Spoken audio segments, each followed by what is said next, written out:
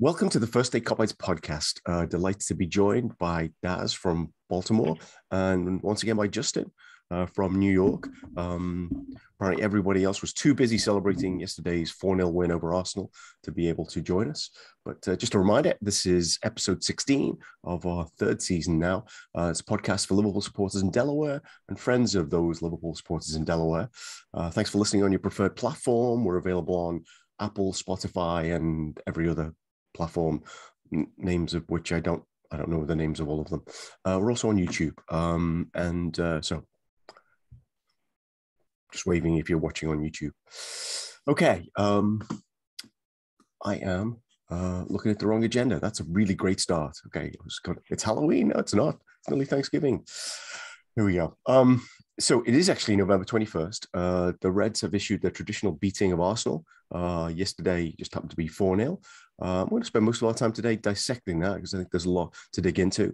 Certainly nice to kind of come back after the minor slump. And before we're done, we might just reflect on the upcoming week with Porto and Southampton and maybe ask a question or two about kind of what's going on elsewhere now that Ollie is no longer at the wheel. Okay. Actually, that probably is worth a conversation. So let's start with this then. Are Arsenal really just an easy touch for us? Because I've done some research for this. Well, I copied other people's research. That's 32 goals against them in the last 9 games at Anfield. Mane in particular scored 7 goals against them in 10, and Jota's now had 4 in 3. I guess part of this is how good are Arsenal now compared with where they've been, because they certainly came in with, I read several serious articles about, is this Arsenal's chance to make a statement? So I'm going to start with you, Daz, because I can see you first. Arsenal, 4-0, just business as usual, or was there something more to it? Hope you're beating a better team perhaps this time. I hate to say this, but I was slightly apprehensive going into this just because of how we left before the international break. I felt we just looked a little disjointed, and specifically in the middle of the park against West Ham.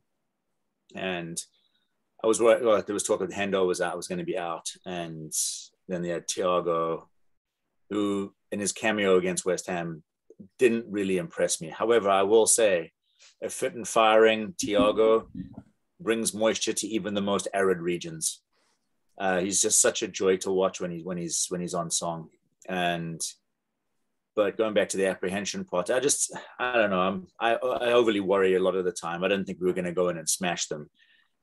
But I do love a bit of Arsenal. I have in the last, at least in the Klopp era, it just seems that then they come to Anfield, they have this propensity to just like duck and cover eventually. Like, I think the first 30 minutes, I think it's been pretty well stated that we had some opportunities, but they played us a lot tighter than I thought that they were capable of doing, having watched them in the early season.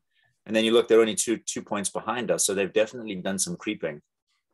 And then the Reds that we all know and love rolled up and just comprehensively smashed them. It was interesting that I think one of the things you talk about in the agenda is Mane just looked like he was having one of those, something was in his head Mane's. And then that bust up on the sideline, which I'm sure we're coming to talk into, just seemed to galvanize him. And that, let's be frank, that tackle for the yellow card was a shithouse tackle on the sideline. The guy was going nowhere. He was facing the wrong way. He just went through the back of him. So, yes, there are soft touches for us, but I still had like there was an inkling of doubt that had crept in just because I hate losing right before an international break. It just like puts you on pins and needles until they get back and see what iteration of Liverpool we were going to get. And Klopp worked miracles with them in the 4 or 5 days he had with them before kickoff. Yeah. So it's interesting because on last week, you weren't with us last week, but I think the consensus was there in spirit. What's that? I was there in spirit. But the interesting consensus from the conversation was that Arsenal's stats kind of suggest they're better than they are. You know, they've been run close by teams that aren't very good, frankly. You know, like they had a narrow win over Norwich, and I think I'm only pointing this out because we often make predictions which we don't go back to because they're usually completely wrong. But I think we actually got this one quite right. A couple of things to say. I'll turn it over to you, Justin. I'd like to take some credit actually for the Mane goal and subsequent improvement, because I said to the guy next to me in the pub, it's like, he's playing awful, and then he had that shot, so he nearly scored, and like it's like, yeah, it's off today, completely off, And I was trying to do some kind of reverse psychology, if that even exists. So his contribution clearly was a major one, and without me commenting, I'm sure it wouldn't have happened. So one thing, Justin, I think with the Arsenal, their game plan, at least at the beginning, I was thinking at the time, and it came back to me today, there's that Mike Tyson comment about everyone has a plan until they get punched until in you the get mouth. punched in the face. Yeah. It really felt that's what happened. So first off, I think, the 4-0, I think, was actually just a peon and a send-off, for a happy 4-0 to constant contributor to this podcast, Sean O'Neill. So I think we should wanted to throw that one out there. They gave him a birthday present of befitting his age. But I think I said on the last podcast that I was on with you that if they start Granit Xhaka, I would go to a bookie immediately and just put a huge bet down. He didn't start, but effectively the entire premise was the same, which is why I would have bet if Jota was playing that we would have won, which is they were pressable, right? And when you have a team that's pressable at Anfield and you just continue to try to play out the back, it's a suicidal tactic. Like, Arteta got it wrong. He didn't change it. It didn't hurt them until it really hurt them. But all the signs were there of the fact that we were getting up in their face and pressing them. And I do think that there's definitely a bit better of a press that can occur when you have Fabinho and Thiago there, because it kind of looked more like we were going directly into a double pivot with the two of them, with Ox then being allowed to join the front line and act as a fourth presser against their back line. And that crushed them, because we actually had 4 pressers working together who, after a while, it just wore them out and they couldn't cope with it. Where do I think Arsenal is? I think that Arsenal's a mid-table team, and their 10-game unbeaten streak reminded me of, remember in 14-15 when Brendan had a 13-game unbeaten streak with us, but nobody was really ever convinced that it would lead anywhere, when he played Emre Can at right center back. And that's where I kind of think this one is. Yeah. Right? Like, I don't think Arsenal's going to finish in the top 4.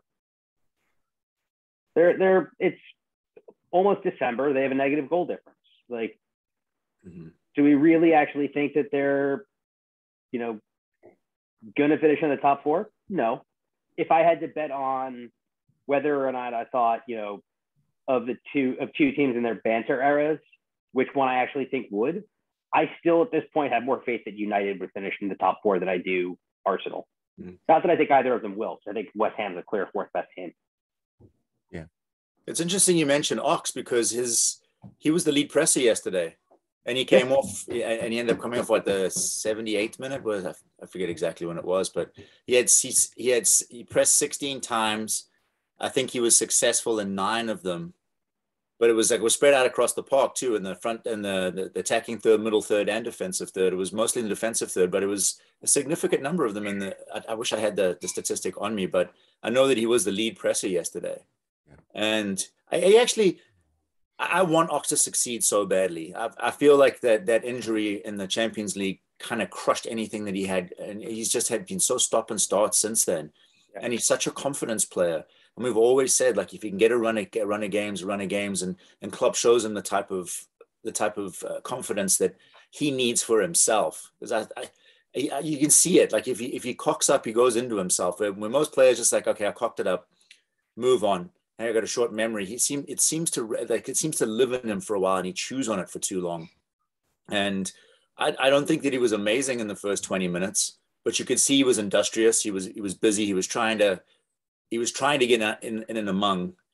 His propensity to lose the ball while dribbling forward in a straight line, just like over touching it. I'm like, it sometimes makes me a little bit crazy, but the on-ball decision making could be significantly better from him. Yeah. But you could at least at the very much see early on when it came to the things that have bothered us and killed us from our midfield lately. Like he gets back in and makes and cuts out a cross in our box, right? Mm-hmm. Doing the defensive work and doing the off-ball work, because if you still do that in our system, the on-ball stuff, it's not good. You don't want to turn the ball over in transition because that is a way that you can get hurt pretty badly. But he is still doing the things that we need a midfielder to do off-ball better yesterday than he has in a while. Yeah, I think so. I did want to talk about the kind of different compartments of the team. So let's stay with midfield. But one thing I'd say about I do think there's recency bias about Chamberlain and Keita though. That they have like Chamberlain's probably had more bad games than Keita, but they have a bad game, they get injured, and all of a sudden people start to say things like, "Are they really a Liverpool player?"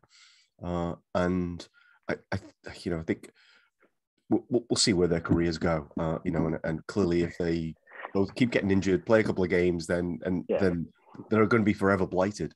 But both of them were part of a Premier League winning team and actually made a contribution to winning that thing.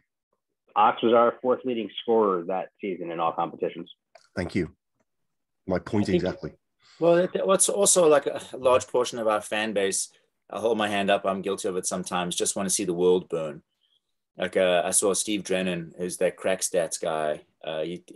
He goes on rants every now and again. And oftentimes I'm like, oh, here he goes. But this one I agreed with. It's just people always like looking beyond or looking outside of, like they can't just live in the moment. Like we hammered a team that's unbeaten in 10. Like just live in that moment, enjoy it. But well, what's going to happen when we go up against such and such, or what's happening? Just live in the now, man. Like just some people just like to see shit burn. Yeah. I actually think that I've been trying something, and sometimes it works, and sometimes it doesn't. Just live 90 minutes at a time. Yep. I can go with that. It's kind of tough to do it on. So I have like strata of game watching. Obviously, there's being at a match. A live match, it's tough for us to get to Anfield, but there's like watching it live, then there's watching it in the pub with your mates, and then there's watching it on your TV at home with someone finding something to annoy you or to distract you with, and then there's watching you on your phone with your dog sticking its head in your balls. And unfortunately, I was in the lowest stage of watching yesterday with the dogs pawing my nuts. So like sometimes it can take away from your 90 minutes of happiness. But it's I agree with you, Justin. It is nice to be able to just take them in chunks and match size chunks. Well, I think yesterday recency bias played a positive part though, right? Because they started slow. We're often like against Brighton, we came out and it was so easy for like 40 minutes, and clearly it left a bad taste not getting the points in that game. This one, if you'd stopped it before the Arteta blow up, then you'd have said, oh, there's a bit of a hangover of the West Ham game going on here. Some of the touches aren't quite there, not creating many chances. And by the end, I think I said to someone that could be our best performance of the season. And I went back and watched it, and I think it's a fair shout, actually. I don't know what you guys think. I mean, statistically, it's one of the best games we'll ever play against a big side ever. It's a statistically more impressive game than United, because granted, United's biggest chance would have been ruled for offside, and XG models don't necessarily take offsides off if they're not whistled. Yeah. But the XG of the game was 4.3 to 0.3. Wow. That's like, I know that XG has tons of flaws, and single game XG is, not always the greatest reflection of how a game went, but Arsenal did nothing. They did nothing because we didn't let them do anything. And then we just had our way with them. Like, it was as good a performance from a statistical standpoint as you'll think. Now, as far as actually the flow and look of the performance, I think that Leeds was still better. Okay. Yeah. I think another game where we were barely troubled, right? Yeah. Yeah. I do like the XG. It does lead to some. I think we've consistently said on the podcast that Arsenal are like a used to be top 14. That I think you call them a mid-table team. I think if things go for them, I could see them ending up in the European places. But I was shocked how anonymous like Smith Rowe and Saka were. That just seemed. I mean, if that's the only game you'd seen of them and you'd read all the hype, you'd be like, it's all complete hype. These guys aren't that good. Was that by and large their first choice 11? Except for Granit Xhaka. Yeah, you probably would, Joe. It's probably Xhaka over Lokanga. Yeah. In that midfield too with Partey. Yeah. In fact, it's funny the left back who replaced Tierney. Tavares.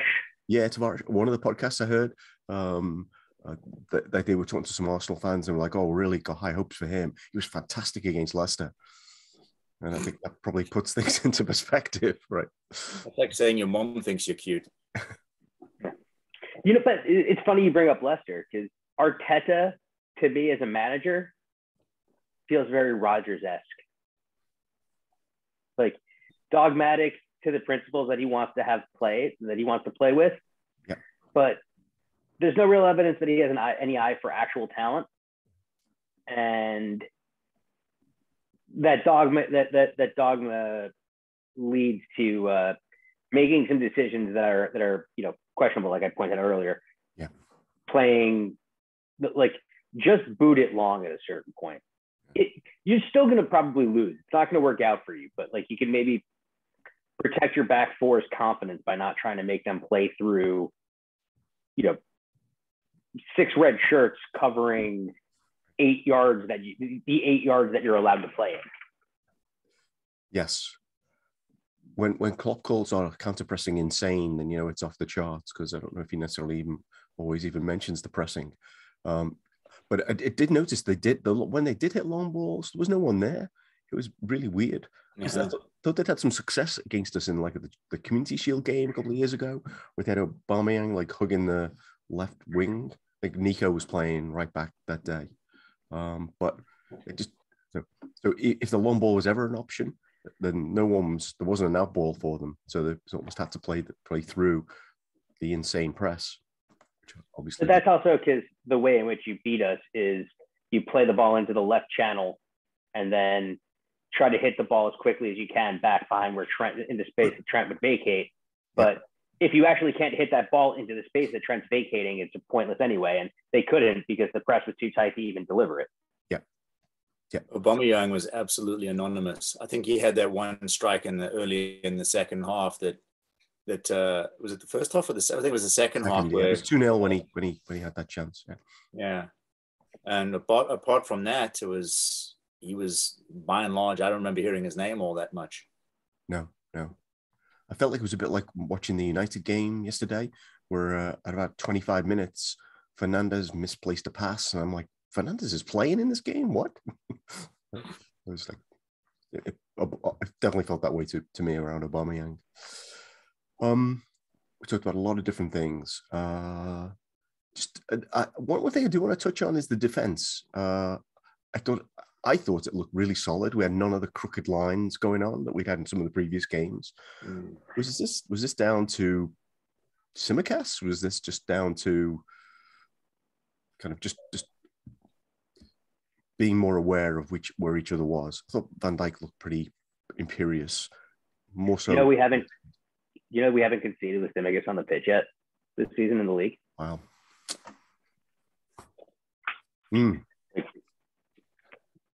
I mean, it actually tortures my black little heart to say that I think that maybe Andy needs to take a seat just for a second, because he's still one of my favorite players. But if this is a true meritocracy, and I think we talked about this on our chat, if it's a true meritocracy, I think that Tsimikas has done enough to at least play himself out of it. Yeah. And his distribution is incredible. defensively, he's a gnarly player. Like he doesn't look overly confident. And I'm not overly confident in his ability every time I see him defending, but he just seems to get in the way. He's an irritant for other players. And he cut that ball back for Mo, right, in the first half. Yeah, he made that overlapping run. Yeah, it was a little behind him. But that's after he'd won the ball. Yeah, played it to Mane. 1-2. Yeah. No, it was awesome. Yeah. So it's also felt that, like, you know, Robbo's been out of sync with where the line needs to be held all season. And that probably has cost us a goal or two. And like Brighton specifically, their second goal. Trossard's goal. Yeah. So I've become cognizant of it because he does it so frequently now. It's like he doesn't trust the line and he runs in behind for the cover defense. And we've gotten away with it once or twice, but it's cost us a couple of goals. And the Brighton goal specifically sticks out in my mind. Yeah. I do wonder, though, whether having spent a year pretty much on his own with a made-up defense has led to some of those behaviors, and it's really hard now not to. And of course, I'm sure it's not helped by playing for Scotland, who probably don't have exactly an elite back four. So yeah, I do think that's worth focusing on. So we're thinking Tsimikas against Southampton next week then. I don't see why not. Like I said, for me at least, and I'm just some schmuck literally sitting in his basement talking to two other guys. One looks like he's in the basement and one doesn't have a basement because a basement would cost where he lives. Cost more than my house probably. And I honestly think that he's got the shirt. That's at least for me. Yeah. It's all right. You can call me a schmuck as well too. It's fine. I'll live with it. I actually know what it means. Woohoo!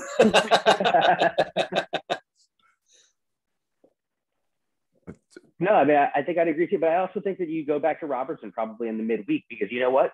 We have a lot of games. You need to play both of them. This is not a situation where it's just, you know, coming up over the next month, we play 25% of our league season.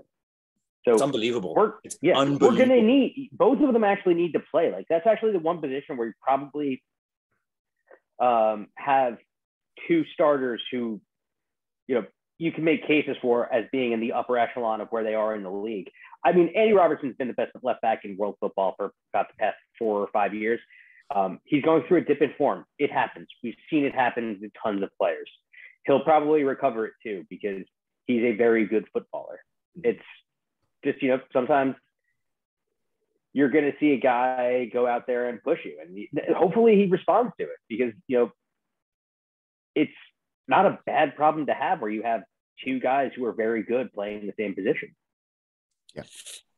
Do we consider putting Tsimikas at right fullback if we need him? Like, because he does have two pretty good feet. He's definitely left-footed, but I've seen him ping the ball around with his right foot pretty well.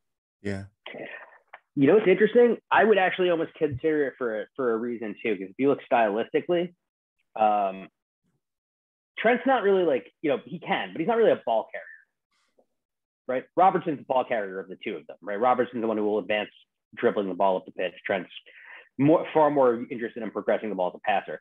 Tsimikas seems to actually play a lot more in the Trent mold, where he is actually looking to progress the ball by passing it and actually trying to pick someone out with, you know, by passing it. So you hypothetically could use him in that situation. Obviously, his delivery of his left foot is much better, but every single time he crosses, he does seem to find someone. And it's also not as if Trent's passes or positioning this season are very orthodox for a right fullback. Yeah. That would mean we were playing a different way. This is my inner Sean is got to mention Nico Williams though. I don't know if you saw the game for against Belgium the other day. It's like, I watched it. He looked, man of the match. Looked pretty good. He looked very good. Yeah. He looked very good. But it was weird. Is he was actually playing inverted as a left wing back. So he was able to cut in on his right foot and shoot. I mean, he leathered one that Belgium's reserve keeper, because they didn't start Courtois, whose name escapes me, Had to make a very good fingertip save to keep away, but it was late in the game. And it was an opportunity. And it was, at the moment, if he scores that goal, it guarantees Wales, the playoff. Yep. Whereas the draw obviously guaranteed it to him too, but a win fully guarantees that they go into a World Cup playoff. And is completely unafraid and just, goes in and just rips one. His energy levels look good. He pressed a lot. He looks like he's the type of player who definitely has grown a lot in the last year. Now, international football is a slightly slower pace, so we need to see it in a red shirt for him to do that. But I don't know. I don't think I'd be scared by seeing his name on the team sheet every so often. Well, we have the comparison bias too. Like, you have by far and away the best right fullback, even if a name only in the world, and that's who's ahead of you in the lineup. So you're going to be under a microscope, because that whole he's only a kid thing doesn't wash anymore. He's not a kid anymore. Yeah. And he's played enough games for us, so he's always going to be under a huge microscope. Which game did he play up front for us in? Was it one of the cup games? He moved to the right wing position against Norwich when Connor Bradley came on. Right. And in that, after we looked fairly bad in that first half, we looked very good in that second half. Yeah. He looked. I think that kind of that suits his game, because he advances the ball and then you'll see him cut back outside, then cut back inside to pass the ball. And with people behind him, I think he can do that more confidently. So I don't know. Maybe there's a shot for him further up the pitch. Again, he's got to get rid of Mo first, but it's nice to have some versatility, I think, as what I'm getting at. Yeah. I think you definitely see an opportunity for him to maybe do the Harvey Elliott thing, where he's on the sideline and Salah and Trent are further in field. Mm-hmm. But I think there's also the other thing with Nico, which is, he's obviously come through our academy. I don't know about the two of you, but I get more excited about academy players coming through into the first team and really just laying a claim into I'm here now, more than I do us going out and signing a new player. I will always have more time for that, because I don't know. I want the homegrown kids to have an opportunity. I know that Nico's obviously Welsh, he's on scouts, but he's been at the club, I think, since he was about 12 or 13. And I want to see those players get rewarded, not just for sentimental reasons, but also it saves you a lot of money. No. That's a good segue into Tyler Morton, isn't it? Well, can I just say one more thing on the Nico comparison, and then let's talk about Tyler Morton. So a year ago, he wasn't a regular for Wales. In fact, in the Euros, he had a couple of really dodgy games. So, I mean, so he's now a regular.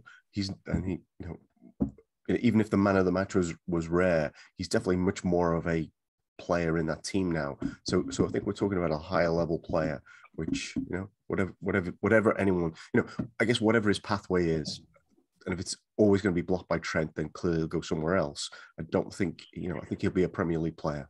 That's what I was just about to say, and I'll mirror that. It's we forget that there's a lot of teams that will probably be very happy to have him on their roster.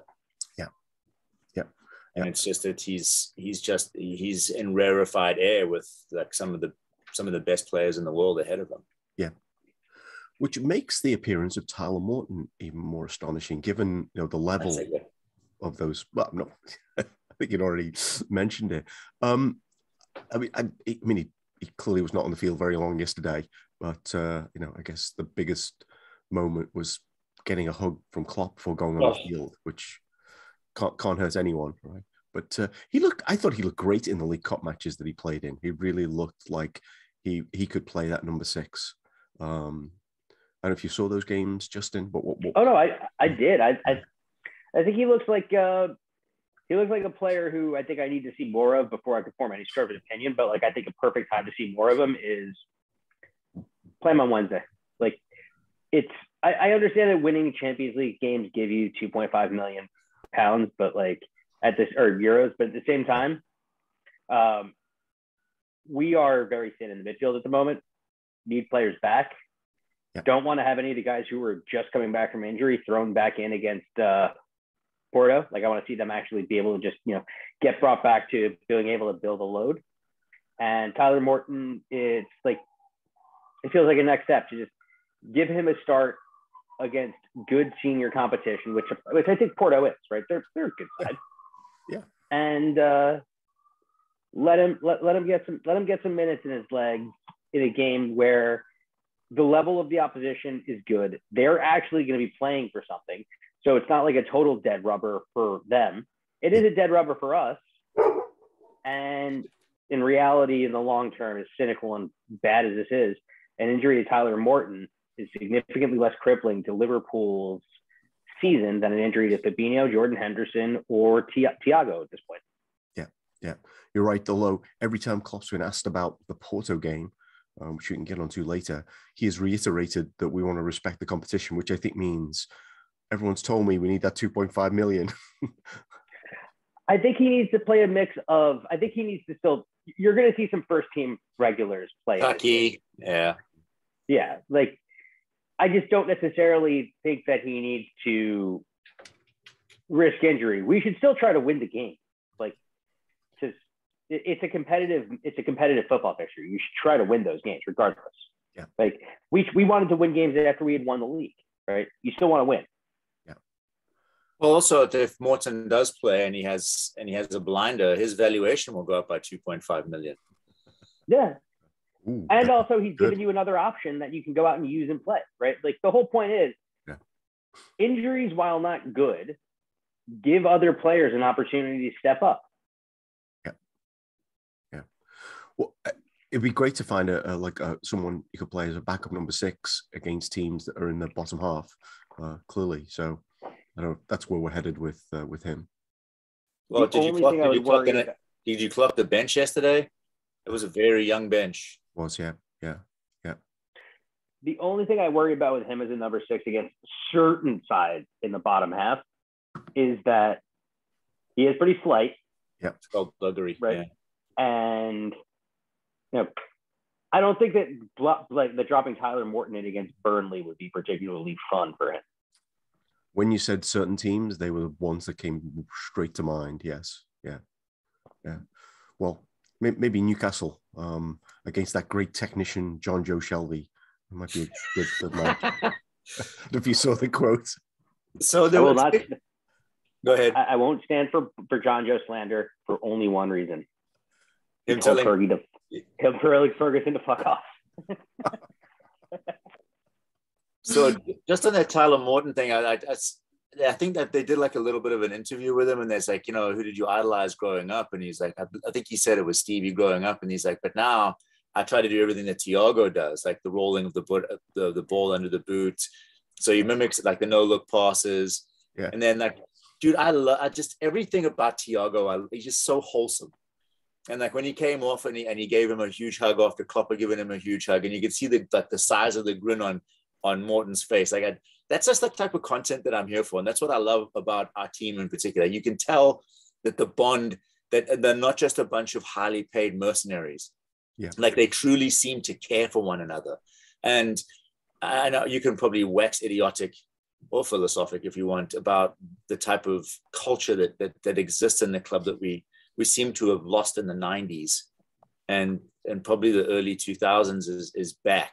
The whole boot room, they're talking about how if Klopp goes, and Stevie shouldn't be the first person that we bring back in. Pep Lijnders, kind of that boot room, that you're handing the scepter to your successor based on a proper succession plan, not on some sort of nostalgia. Yep. So I don't know, man. I was like that made my day just to see that, and I think I sent you that comparison of Leonardo DiCaprio and Kate Winslet on the deck of Titanic, and then Klopp hugging Tyler Morton. I was like, that's my head went dead immediately. I was like, we clearly did it better than they did. So they're gonna fuck right off. That's great. Before we leave Arsenal, there's probably a few more things to say, but before we leave, so unless there's more to say about Tyler Morton's 10-minute cameo, the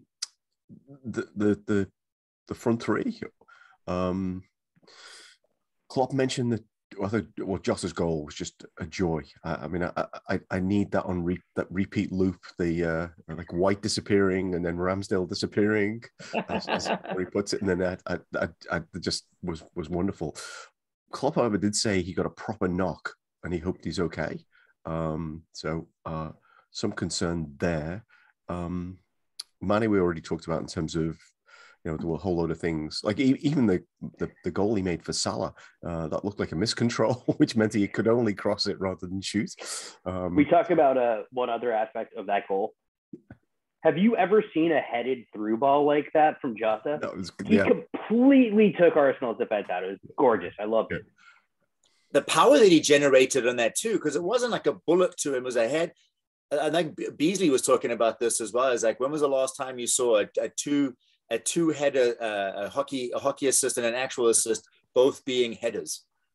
Yeah, it was Tsimikas to Jota to, and I think that actually that miscontrol might have helped him. I watched it a couple of times. That miscontrol puts him far enough ahead that he can cut that ball back, that he doesn't have to take another touch. Yeah. With him, I know people said it was miscontrol. With him, I don't think you quite know, right? It's like if he knocks the ball past somebody, most people he's going to beat in a foot race. So knocking the ball long. I think we've seen him be one of the best attacking footballers in the world now for the better part of half of a decade, as to where I'm going to assume the miscontrols are intended. Right. He's also now tied second in the Golden Boot race. Yeah. Which brings me to my favorite topic of the week. I've seen so many things, like in the last, during the international break, which like they talk about somebody's stats. I don't know, you name them: Kevin De Bruyne, Harry Kane, or Diogo Jota. Diogo Jota has the most goals, as the least minutes per goal of anybody. Except Mo Salah. Only Mo Salah. Only Mo Salah. It's like that. That's that. I know I always mention memes, but they do this with the Simpsons all the time. Yeah. Say it. Except Mo Salah. Ah! Right. So anyway, apparently only Mo Salah has 11 goals, and he's now 4 goals ahead in the Golden Boot race, and he is tied for the assist lead as well. If you saw that, Jota could have had 6 in 3 against Arsenal yesterday. Like the one that he uses left foot on the cross that he put right back to where Ramsdale was. It was a good reaction save, but he put it right where Ramsdale was. And then that miscontrol on that through ball when he went knee to knee with Ramsdale. Yeah. If he had had a better control, and then he probably could have put it either side of him. Yeah. So I'm gonna go controversial about Ramsdale for a second, because I know that a lot of the talk about Liverpool Twitter and also in our chat group was that Ramsdale needs to stop getting credits for saving things that are shot directly at him. I actually think that part of the reason things are shot directly at him is because his positioning was actually quite good. Well, yesterday the one was right at him, because if he had to put it like it was, but he's in the right place. Yeah, I think you have to give keepers credit when they're in the right place. That was a miss hit by Jota. That one was. I think the save on the Thiago volley, the save on the cutback to Salah, like, is in the right place a lot of times when the ball was in fact moving across the front of his goal. Like, the positioning is decent. I think do I think he's a great goalkeeper that I'd want on my side? No, but he's better than Leno. Yeah, apparently he is. So one thing I'd say, I'll hold my hands up here, because I think in an early episode we did, I'm like, there's a reason teams that Ramsdale plays for get relegated, was my observation. Clearly he's a little bit better than that, but I defer to you, Daz, because your family has some goalkeeping heritage. What does your dad think of Ramsdale? He thinks he's a serviceable goalkeeper. Yeah. Again, I think he has the same take on it that Justin does. Like, good goalkeepers make the difficult stuff look easy, and primarily that's because they move their feet and they read a game very well. And Ramsdale has made some tremendous saves. It was the one. What was the one where he was at top? It was going top bins. His Leicester, the free kick. Yeah. Mm-hmm. He's a good goalkeeper, but they're all better. Yeah, but not in England, perhaps. Well, you know what? Like, he's not. Maybe we could sell him carriers. I mean, is he better than Pick? He might be better than Pickford. Oh, Pickford allowed a goal today that he would have saved if his arms were longer. I don't think I was going to go there, but I did think a better goalie would have saved the Rodri shot for sure. Yeah. Well, it was a rocket. It's a tough shot, but it wasn't going in the top corner. No, if his arms were longer, he gets to it. Yeah. Oh, we didn't even give a shout out to the fact that that Arteta's an old blue nose ball bag. Oh, we did not know. No. Oh yeah. Yeah. How did we let that one slip through, boys? Well, I just wanted to round it out by saying thanks to Mikel Arteta, because his intervention clearly did not help his team and probably helped the crowd get into it in a way they perhaps might not have been there before. But and exactly what the fuck is he going to do if Klopp decides to uncork one? Not a goddamn thing. He'd be lying there crying because Klopp, like, you can see the way that he gnashes his jaws. Like there's like when that schism happens, like nice Jurgen disappears and the red mist Jurgen appears, and then it's probably going to go poorly for you because he's not a small man. No, Jurgen don't think was happy with red mist Jurgen in his interview after the game. But the commentator, I don't know if you listened to the commentary. I played it back and heard the commentary. Before that happened, they said he's really wound up on the touchline, Mikel Arteta. So I think, it just didn't. It was just that was the blue touch paper lit, whatever. Some incident would have set him off, and it just happened. I've just always thought too, like if you're 5'9", is what Mikel Arteta is. Don't square up to a guy who's 6'4". It doesn't make sense. And who can unhinge his bottom jaw? Yeah. Maybe he was cognizant of the 50 people between him and Klopp. That was probably Actually, the dumbest thing I think I saw was on the internet. Some guy put a picture of like Arteta working out where he's like on his knees doing like chest flies, being like, Klopp doesn't want any part of this. Like, what do you think Jurgen Klopp was before this too? Like, was he not a professional athlete? Right. Do you not think that he also is probably strong and probably in some sort of shape? Yeah, he plays paddle. His table tennis game is terrible. Oh, so, the like squash like game, paddle.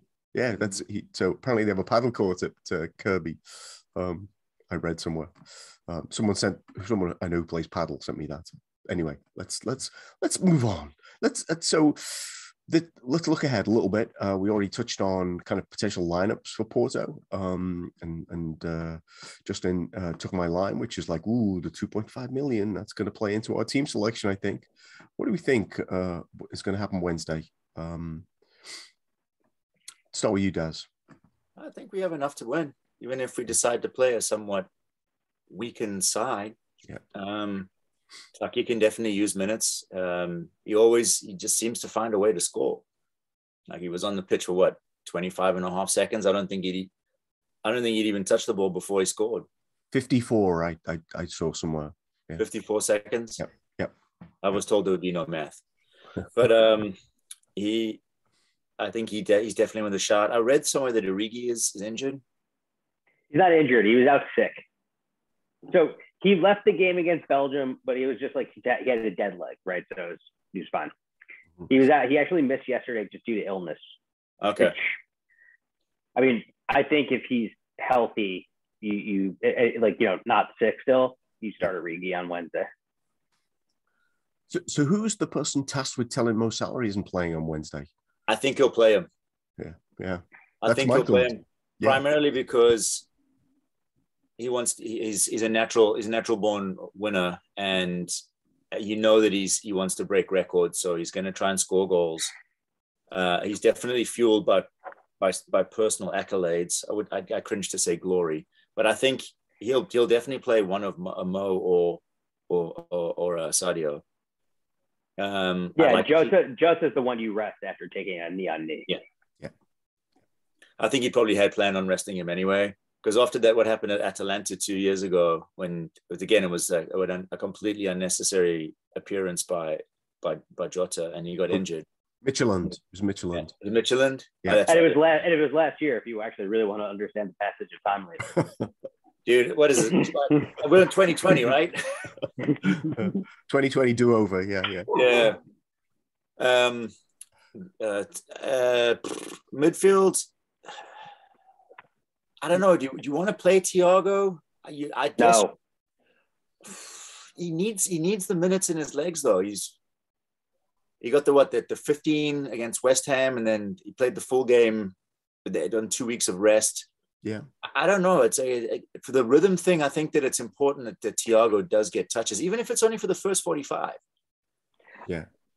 My ideal way in which the Thiago, the midfield works out is we're playing twice a week, like getting everybody healthy. Naby plays one of them, Thiago plays the other. I think you need to play one or the other there, but like it's the type of thing where I think you have to manage both of their minutes, because those are the two guys who can do the things that Ginny did in our midfield.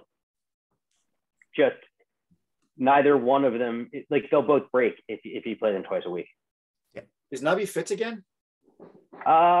He's apparently closer to coming back, but not quite there yet. I mean, if Milner's fit, I'm rolling him out there and just telling Jimmy to kick a bunch of people on a gurney.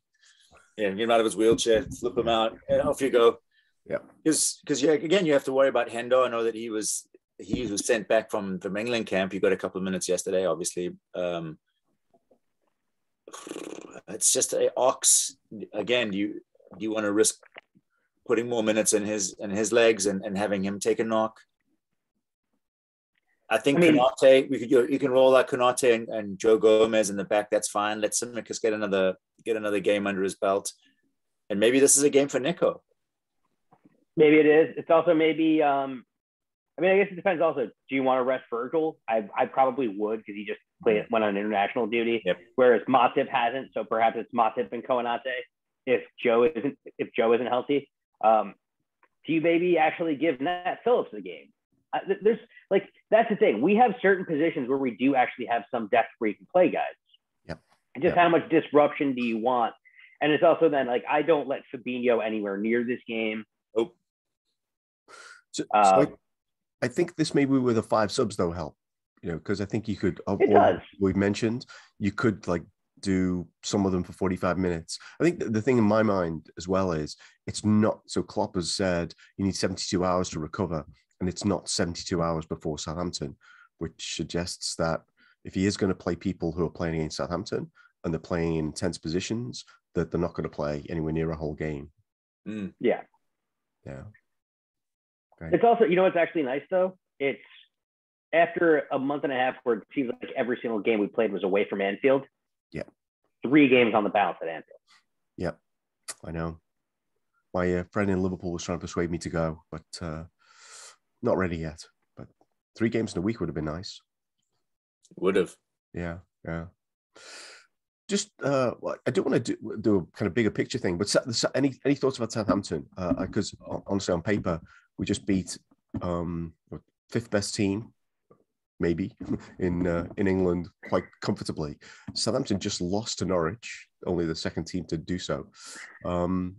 What's our biggest risk playing Southampton, Daz? Scoring too many goals? Well, it kind of feels like that, doesn't it? But the risk is injury. It goes to Justin's point. The schedule is off the fucking chain. I'm like, as a fan, you're like, oh, this is going to be incredible. But for the players, it's like they're not going to be able to put their asses in a seat for more than 20 minutes at a stretch. Yeah, it's injury. Injury is the and Klopp, I think that Gutman said this, like it seems to likes to sort out games in three game blocks, which is essentially a week moving forward until the new year. So I think injuries will disrupt momentum and his planning. I think the biggest risk is injuries, because Southampton's probably going to get stuck in. You're seeing teams now that if they know that they're in jeopardy of taking a tonking, they'll start leaving stuff on players. And my biggest concern is going to be injuries. That's my biggest concern, and I think the biggest threat to us as a team. Yeah. What are your thoughts, Justin? My biggest concern is actually wasting goals that we need to score against Everton. Correctly. No, it's the same thing. It's injury. Injury is the only concern I really have about Liverpool at this point, because I know how good of a football club we can be if we have the parts that, how good the team is, if you have all the right parts in place. But you realize how specialized some of those parts sound. Like I was just saying 2 minutes ago, with Naby and Thiago being the only two who can do what Ginny offered us. We need that player, right? I think that we need to also start getting, like, the other thing for me is just getting through the next week and a half unscathed, because a few guys are pretty close to coming back, right? Yeah. And I guess what my other concern is going to be is whether or not Klopp is actually going to rotate this out enough. I think Minamino has actually deserved a game or two, probably playing with Sadio and Mo, right? Especially also because he does things differently than Jota, and can give you a better approximation of Bobby. And I think tactically, that's how Klopp has wanted to switch the side: is, do I need someone who does Bobby things, or do I need someone who does Jota things? Yeah. And you have someone who can do some Bobby-ish things in Takumi Minamino, and I think he's earned the right to play a bit more. So I'd like to see him. Yeah. And I'd like to see him actually play, a league game from the start. Because the last league game that he played from the start was a 7-0 win against Palace. Yeah. No, I think there's definitely space for him. Yeah, I guess my kind of biggest thing about Southampton is I kind of wonder whether we'll have a tendency to look past it, knowing that we're playing Everton in 4 days afterwards. So I think that for me, the biggest risk in that game, apart from injuries, is ourselves. That we somehow decide we've won that game before we start, which I wouldn't expect of this team, but I wouldn't expect us to do that. I would just expect us to think that we've beaten Everton before the Everton game starts, which we probably have, because they're bad. Yeah. But and more and actually more injured than we are in, like, more critical spots. Yeah. But it is Goodison and it is them. If it was, I'm more concerned about a 0-0 at Goodison than I am about losing there. Right. No, right now. That's my fear, that they'll find a way to park 11 behind the ball. Look, I'm a very small-souled person when it comes to some things, actually most things. But I would love to see Virgil van Dijk just come in for a header and just turn it into like a flying, like, dragon kick, and just welly Pickford through his own net. Actually, funny enough, yeah. It's just an interesting factor that I just thought about. My dad told me, I believe that there was a moment of silence before the game yesterday for a Liverpool player that passed away on the 15th. Lewis Bimpson, I think was his name. And my dad said that he's the first person that he ever saw burst a ball, because he played with my grandfather, and it was one of those old leather balls. He said he hit it so hard he burst the ball. And he's the only person he's ever seen, like, someone break a net. Like, he literally kicked the ball, like, and it frayed the net and broke through the net. Wow. I'm glad I was not playing goalkeeper against that guy. Right. My grandfather, I think I've said this story before, did not have a straight finger on either of his hands. His pinky on his right hand, like, it was almost at 90 degrees to that joint, because that ball was leather, and it just picked up every piece of moisture, and it was like kicking a medicine ball. Yeah, I'd like to see Ronaldo score some of his free kicks with that one. Yeah. Speaking of Ronaldo, that was a bit of a segue. Always at the wheel. Always at the wheel. No. He's gone. So I mean, there's a lot been going on, right? I guess Conte had his first win, and somehow Spurs are on their way, having beaten the fourth worst team in England. Very fortunately, it struck me. Stevie G obviously got his first win as a Villa manager. Norwich have won 2 back-to-back, so the relegation situation seems like weird, but it probably is the biggest news, right? That United finally decided to, what's the euphemism, relieve Ole of his duties. What happens next? I thought it was kind of cringy that they did that exit interview, which apparently he agreed to. because I guess he was never there strictly as the manager, right? He's like our cheerleader in chief is stepping aside, which is a whole different thing than your manager leaving. So they have an interim manager to replace another interim manager to find an interim manager. Sounds like, yeah. They're just that who sent that article out for the Guardian article? Like it's Sean about Ronaldo. The problem with Ronaldo, but it's the rot is so deep. It's like who's going to take the job? And someone else said like they've known since the Liverpool game that they were probably going to get rid of him. So they've spent the better part of a month looking for someone. And the fact that they don't have someone that's immediately apparent, it tells you that a lot of guys are already taken. B, that they waited too long, and C, that they might not be anyone out there that wants the job. Yeah, not wanting so I'm likening this to something that happens in American sports, right? Because I'm a big New York Mets fan, right? The Mets just had the richest owner of baseball, the guy who's now the richest owner of baseball, buy the team last year.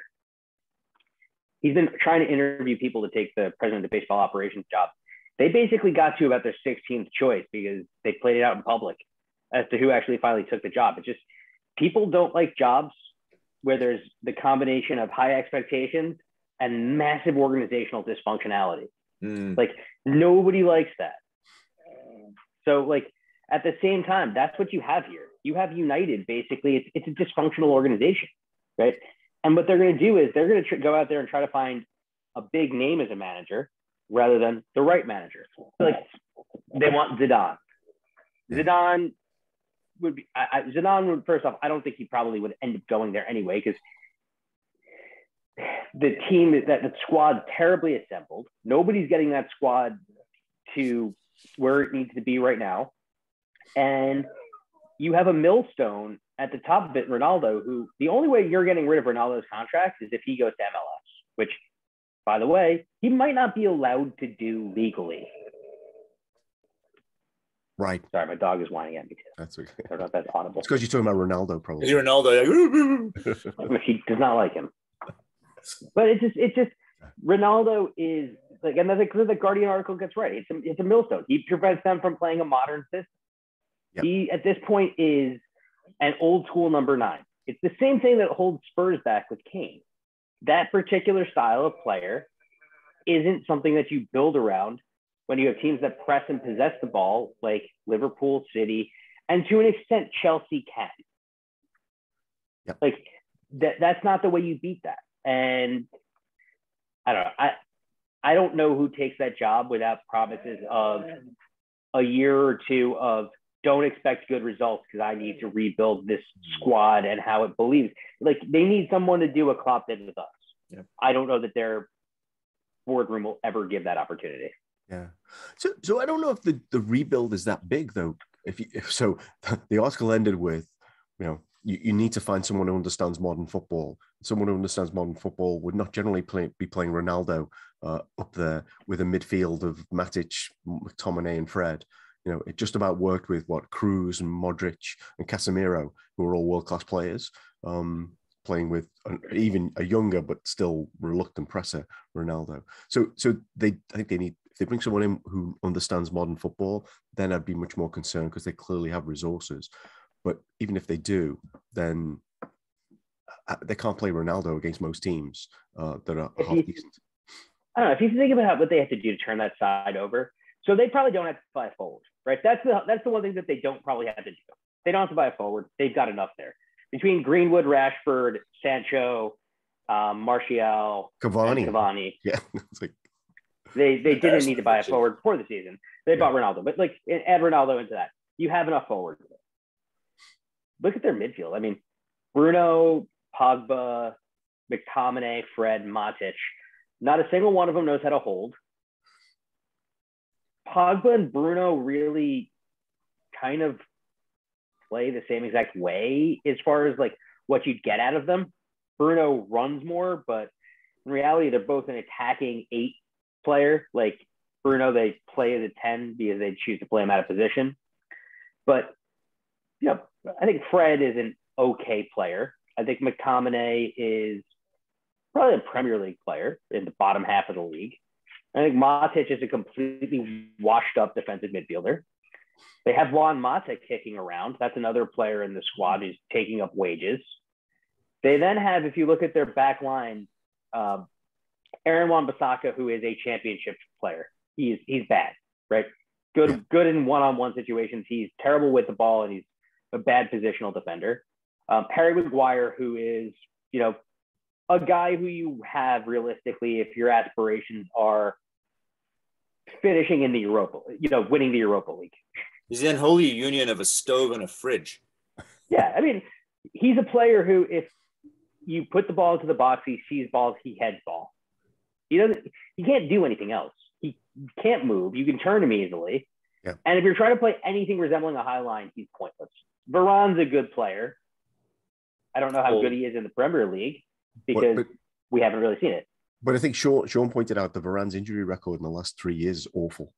And he's been unavailable more than he's been available already for them. So, and De Gea is incredibly inconsistent. Luke Shaw, incredibly inconsistent. Like, there's a lot of squad turnover that you have to do there in order to actually get something right. Like, they don't have to get rid of everybody, but they have to turn over a center back, a right back, probably a left back, two midfielders.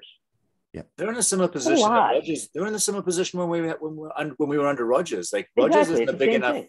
He's not bringing in anyone. He's asking Steven Gerrard to call people to try and interest them to come and play for Liverpool because he doesn't have that type of cachet. It's a team we overperformed in 13-14. It was like lightning in a bottle that he was never going to catch twice. But I think that United are in a similar situation. Like, it's just a poison chalice. No one who wants to go and play there in the top of their game.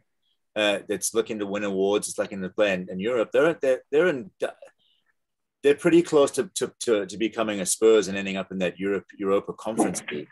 Yeah. They almost have too much money though. They have much more money. I think that's the thing that will prevent them from necessarily becoming a Spurs. But then the problem is that then the lack of success will cause a hit. Well, that's again. So you're saying is like we'll throw a bunch of money at someone to come and be one of those highly paid mercenaries that's strictly there for the cash, because at that point you're like, well, I'm going there to win Champions Leagues, or I'm going there to win Premier Leagues. Like, no, I'm here for this big chunk of money that they dropped on the table in front of me.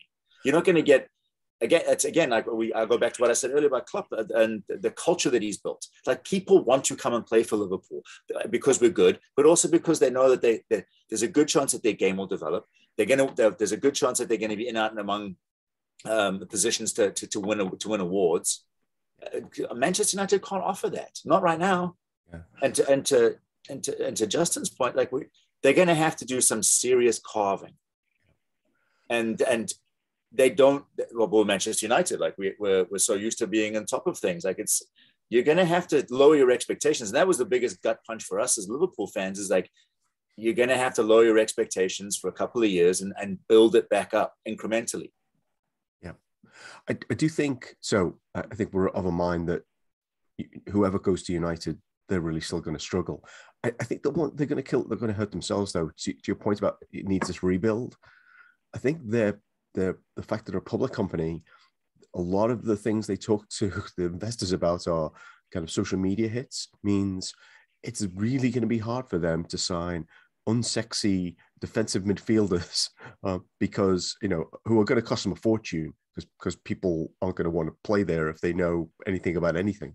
So I think that's the thing that's going to make them struggle more than anything else, trying to find the right players to fit this system, because there'll be an unwillingness to pay the money for them because they're not generating, Instagram hits and Facebook likes and Twitter, etc. Yeah, and I think the other thing that's like really relevant with United is going to be as well, will their supporters even stomach a rebuild? Mm-hmm. Because they were so good for so long, that like they some of them have deluded themselves into thinking that it's just we need to just tinker a few pieces to the top, like buy a defensive midfielder and everything's all right. It's more than a defensive midfield. They need a lot more. Like, and their use of cash and resources is terrible because, again, Harry Maguire is the most expensive defender ever purchased by anybody. He's a good footballer, right? I don't want to sit here and say that I think Harry Maguire is a trash player. On the other hand, like, good. He's a good football. Like, all Premier League defenders are good footballers. Is he a top tier, upper echelon footballer that's going to get you from leaking goals to really shoring up your defense? No, he's not, because he's good. He's not great. He's not transcendent. He's definitely not Virgil van Dijk. Well, I don't know if he's in the top 4 defense. If he came to us, I don't think he'd be in the top 4 defenders, central defenders we have, right? No. I mean, he couldn't. I mean, could you play a high line with him? No, I mean, you can't. Like, he would never. Yeah. I mean, is he probably better than Nat Phillips? Like, yeah, probably. But Nat Phillips is our 5th choice center back, so yeah, he would fit our 5th choice. So I feel very uplifted by the notion that whatever they do, they were still trying to sell a narrative today in the Solskjaer interview. Actually, it was funny about how much improvement he'd made to the squad since he took over, and all the dysfunction of the team had gone. So I think if you're in that space, all the things that we've talked about are likely to unfold. Oh no, that side was better under Mourinho. They actually knew how to. They actually at least kept clean sheets under Mourinho. Yep. Mm-hmm. That's so. If you start from a premise that that's not true, that's really not going to help your team development, is it? Well, they don't have a discernible system either. I think that one of the things that Guardian article pointed to was they really struggle against packed defenses because they like to play on the counter. In fairness, they were a really dynamic counter-attacking team. But if you're playing against someone like Burnley, that's just like, come and beat us, like they struggle with that. Yeah. So I don't think that they have a particular system that they found that's going to work for them. So you're going to have to someone that's going to come and devise a system and then buy to fit the system, because you might be asking toasters to be microwave ovens in the setup. Yeah, I believe the exact expression is no tactics, just vibes. And the vibe is so good that they got battered at Watford yesterday. They were completely outplayed. Actually, we could go on. This is a Liverpool podcast, so we've definitely given enough time over to United. Feeling optimistic about their chances going forward. We'll see how that unfolds. Meanwhile, Liverpool kind of had played magnificently yesterday to win 4-0 against Arsenal.